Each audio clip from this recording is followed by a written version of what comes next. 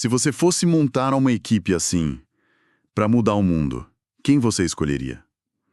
Imagino que a lista teria, sei lá, especialistas, líderes natos, gente influente.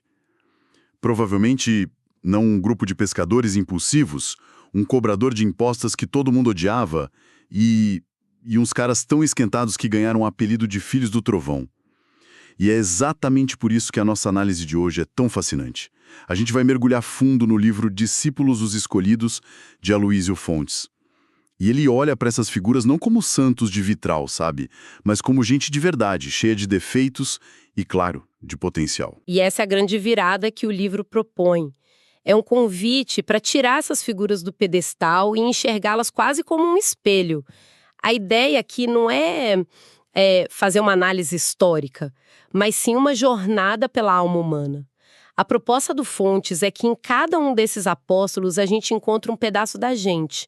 A fé que balança, a coragem que surge do nada, a teimosia, o medo. É uma perspectiva espírita, que foca muito na evolução, no aprendizado contínuo. Exato. A nossa missão aqui é tentar entender a lógica por trás dessas escolhas tão humanas. O livro resume isso numa frase que eu achei ótima. Jesus não escolheu anjos prontos, mas corações dispostos a aprender. Então, em vez de passar por uma lista de todos os 12, pensei que a gente podia focar em alguns perfis que o livro destaca, principalmente nos contrastes e nas transformações mais radicais. Que tal? Perfeito. Acho que essa é a melhor forma de captar a essência da obra, sabe? Assim a gente consegue ver a diversidade de temperamentos que Jesus conseguiu harmonizar e, o mais importante, o potencial que ele enxergava em cada um. Ótimo. Então, vamos começar pelo caso mais clássico de todos. A figura que é quase um resumo dessa ideia toda. Pedro. O livro dá um subtítulo para ele que já diz tudo. A pedra frágil que se fez fortaleza. Eu fico pensando, como pode a pedra sobre a qual a igreja seria construída ser o mesmo cara que afunda no mar de medo e que nega o mestre 3 vezes? Parece uma contradição gigante. E é exatamente nessa contradição que está a genialidade da escolha, segundo a análise do livro. Pedro é o arquétipo do ser humano em estado bruto, pura emoção. Ele é o primeiro a declarar Jesus como Messias num rasgo de inspiração, mas logo depois é o primeiro a tentar dissuadi-lo de seu destino, pensando de forma puramente humana. E anda sobre as águas por um impulso de fé. E afunda por um impulso de medo. Exatamente. Ele é a representação perfeita dessa nossa luta interna. Faz todo sentido. Ele é totalmente 8 ou 80. O livro detalha bem esses momentos, né? A cena da negação é muito, muito forte. Ele jura que morreria por Jesus e poucas horas depois, na frente de uma criada, diz que nem o conhece. O que a análise do livro traz de novo sobre esse episódio tão conhecido? O livro aprofunda muito o simbolismo do canto do galo. Não é só um som que marca o tempo. É interpretado como um despertar da consciência. Um alarme interno, sabe? É aquele momento em que a gente se dá conta da distância entre o que a gente gostaria de ser e o que a gente realmente é, na hora da aprovação. E as lágrimas de Pedro, que vem logo depois, são o ponto-chave. Não são lágrimas de culpa que paralisam. São de um arrependimento que lava a alma. É o ponto zero para a reconstrução dele. Aquele choro amargo que a gente lê nas escrituras. É o fundo do poço antes da virada. Exatamente. E a virada é selada naquele famoso diálogo após a ressurreição, que o livro explora com muita sensibilidade. Jesus não o acusa, não cobra, ele só pergunta, 3 vezes, Pedro, tu me amas? Nossa. E cada resposta afirmativa de Pedro é vista como uma cura para cada negação. É como se Jesus estivesse dizendo, o seu erro não te define, o que te define é o seu amor e o que você vai fazer com ele a partir de agora. A culpa vira responsabilidade. Exato. A pedra não era a perfeição inicial, mas a disposição de se deixar esculpir, mesmo depois de rachar feio. Isso muda completamente a perspectiva. A fortaleza não vem de nunca cair, mas de aprender a se levantar. E essa intensidade toda do Pedro, essa característica tão forte, não era única no grupo. Tinha gente ali que era puro fogo, com uma energia quase explosiva. Quem me vem à mente na hora é Tiago Maior, o filho do trovão. Sim, Tiago é o outro extremo do termômetro da intensidade. Se Pedro era impulsivo, Tiago era impetuoso. O apelido Filho do Trovão, dado pelo próprio Jesus, não foi à toa, né? Ele e o irmão João tinham um zelo que beirava a intolerância. O livro destaca o episódio em Samaria como exemplo perfeito disso. Quando uma aldeia não quis recebê-los, a reação imediata de Tiago foi tipo: Senhor, queres que a gente mande descer fogo do céu para consumir eles? Uma reação, digamos, um pouco exagerada. Um pouquinho. Ele queria resolver na base da força bruta. E como Jesus lida com essa energia toda? E aí está o ponto-chave da análise. Jesus não tenta anular a energia de Tiago. Ele não diz, seja mais calmo ou perca essa sua força. Ele o repreende pela direção errada daquela força, mas entende que a força em si é valiosa. A grande lição para Tiago foi aprender a canalizar todo aquele ardor. A energia que podia ser usada para destruir precisava ser redirecionada para construir. É uma reciclagem de energia da alma, então. Perfeito. O zelo intolerante precisava virar coragem para o testemunho, e o livro sugere que o ápice dessa reciclagem é o fato de Tiago ter sido o primeiro dos 12 a morrer como mártir. Ele canalizou toda aquela intensidade não mais para pedir fogo do céu, mas para sustentar a fé até o fim. Entendi. O trovão, que antes era sinal de impaciência, se tornou o som firme da sua convicção.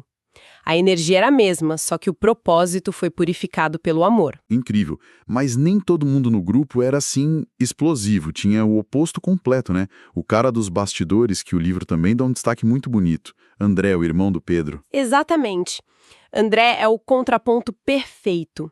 O livro o chama de o primeiro chamado e o silencioso anunciador. Ele é a personificação do serviço discreto. Olha que interessante. Ele é o primeiro a reconhecer e seguir Jesus. Mas a primeira coisa que ele faz não é se colocar em evidência. É ir, quietinho, buscar o irmão dele, o Pedro, e dizer: encontramos o Messias. Ele apresenta Pedro a Jesus e depois parece que recua para a sombra. Totalmente. Ele é o cara que abre a porta para os outros brilharem. E tem outro momento que o livro usa para ilustrar isso, né? Sim, o da multiplicação dos pães. Diante daquela multidão faminta, é o André quem encontra o menino com 5 pães e 2 peixes.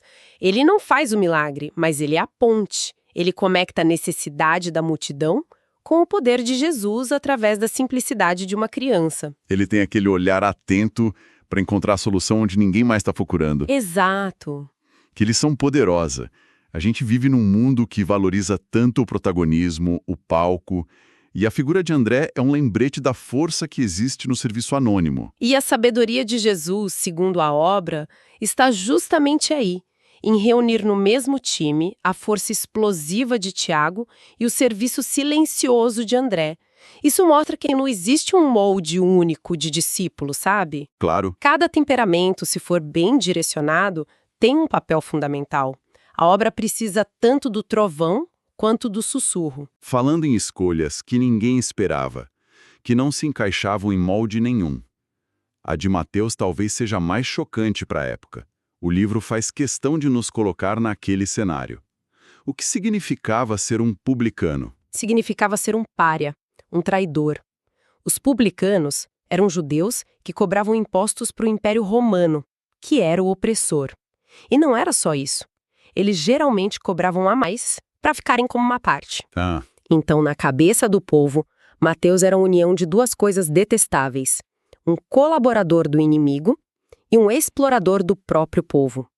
Era visto como um pecador público, alguém impuro. Uma pessoa com quem um mestre religioso jamais deveria se associar. Jamais. E no meio disso tudo, Jesus simplesmente passa por ele, na coletoria de impostos, e diz uma única coisa: segue-me. E a reação do Mateus é imediata. Ele larga tudo e vai. O livro destaca a coragem que esse gesto exigiu, né? Uma coragem imensa. Para o Mateus, era deixar para trás a única segurança material que ele tinha. E para Jesus, era um escândalo. Era quebrar todas as convenções sociais e religiosas. A escolha de Mateus é um ato deliberado de Jesus para mostrar que a mensagem dele era para todos. Especialmente para aqueles que a sociedade tinha descartado. Exato. Onde todo mundo viu um problema, Jesus viu um potencial. E tem a cena do banquete que vem logo em seguida. Mateus, todo feliz, dá uma festa e chama os amigos dele, que eram, claro, outros cobradores de impostos e pecadores. A elite religiosa deve ter ficado horrorizada. Ficaram furiosos. E é a resposta de Jesus a essa crítica que o livro aponta como o coração do evangelho. Ele diz: não são os que têm saúde que precisam de médico, mas sim os doentes. E completa: pois eu não vim chamar os justos, mas os pecadores. Uau! Com essa frase, ele vira a lógica religiosa de cabeça para baixo. Ele está dizendo que o lugar dele é exatamente ali, no meio de quem se sente perdido e precisa de ajuda. E a transformação do Mateus não para no abandono da profissão. O livro faz uma conexão que eu achei belíssima. O homem que era especialista em registrar números, impostos, dívidas, ele reaproveita essa habilidade. Exatamente. O talento dele para a organização, para o registro metódico, não foi jogado fora. Foi reorientado. O homem que registrava o que era de César passa a registrar as palavras e os feitos de Jesus, se tornando o evangelista que a gente conhece. O dom que antes serviu ao materialismo agora serve à espiritualidade. É isso. A história de Mateus é o símbolo máximo da misericórdia que não julga o passado, mas investe no futuro. É a prova de que nenhuma vida é irrecuperável. E no fim, a pessoa escolhe outro caminho. Aí a gente entra na história mais difícil, mais sombria e talvez a mais complexa de todas, a de Judas Iscariotes. Como o livro aborda essa figura sem cair no julgamento fácil? Com muito cuidado e profundidade, focando na liberdade de escolha, no livre-arbítrio. A análise que a obra faz se recusa a ver Judas como um monstro predestinado ao mal. Ele não nasceu para ser o traidor. Ele também foi escolhido. Exato. Ele foi escolhido por Jesus, o que significa que ele também tinha um imenso potencial. A tragédia de Judas não é a do mal encarnado, mas a do bem que se perdeu no caminho. E quais teriam sido as razões para esse desvio? O que o livro aponta como as motivações dele? Aponta para uma combinação de fatores. O principal parece ter sido uma profunda decepção. Judas, como muitos judeus da época, esperavam um messias político, um guerreiro. Alguém que lideraria uma revolução contra Roma. Isso, alguém que restauraria a glória de Israel. Quando ele percebe que o reino de Jesus não é deste mundo, que é uma revolução interna, moral, ele se frustra. Ele via todo aquele poder e não entendia por que Jesus não usava para fins, digamos, práticos. E tinha a questão do dinheiro também, né? Tinha o apego material, já que ele era o tesoureiro e se incomodava com o que ele considerava desperdícios. Então a traição não foi um ato impulsivo, foi mais o resultado de um processo de desilusão. Exato. Foi uma escolha construída ao longo do tempo. E isso levanta uma questão fundamental que o livro explora. Estar perto da luz não garante a iluminação. Judas conviveu com Jesus, ouviu tudo, viu tudo, mas não permitiu que a mensagem transformasse o coração dele. Ele é o símbolo do uso equivocado do livre-arbítrio. É pesado pensar nisso, porque o foco da história geralmente termina no beijo da traição. Mas o livro analisa o que vem depois, o desespero dele. E é aí que a visão espírita da coisa fica ainda mais clara, né? Sim. O drama de Judas se aprofunda depois do ato. Ele é tomado por um remorso avassalador. Ele devolve o dinheiro, ele confessa: pequei, traindo sangue inocente. Ele se arrependeu, então. Ele se arrependeu, mas o que faltou a ele foi a esperança. Ele não conseguiu acreditar na possibilidade do perdão, daquela misericórdia infinita que ele viu Jesus oferecer a tantos outros. O erro de Pedro foi a negação. O de Judas, a traição. Mas a tragédia final de Judas, segundo a obra, não foi a traição em si, mas o desespero. Foi a incapacidade de acreditar no recomeço. Ele se fechou para a própria cura. Então, no fim das contas, o que tudo isso significa? Quando a gente olha para todos esses personagens juntos, para essa equipe tão improvável, qual é a grande mensagem que o livro quer passar? A mensagem é que os 12 discípulos são um microcosmo da humanidade. Cada um deles, com sua luz e sua sombra, representa uma faceta da nossa própria alma. Nós temos dentro de nós a impulsividade de Pedro, a energia de Tiago, a discrição de André, a capacidade de transformação de Mateus e, infelizmente, até as contradições e os desvios de Judas. São espelhos das nossas próprias lutas. Exato. Na nossa jornada evolutiva. A história deles não é só sobre eles, é sobre a gente. Faz todo sentido. E a conclusão no livro é que o chamado de Jesus, o segue-me, não é um evento histórico que ficou congelado no tempo.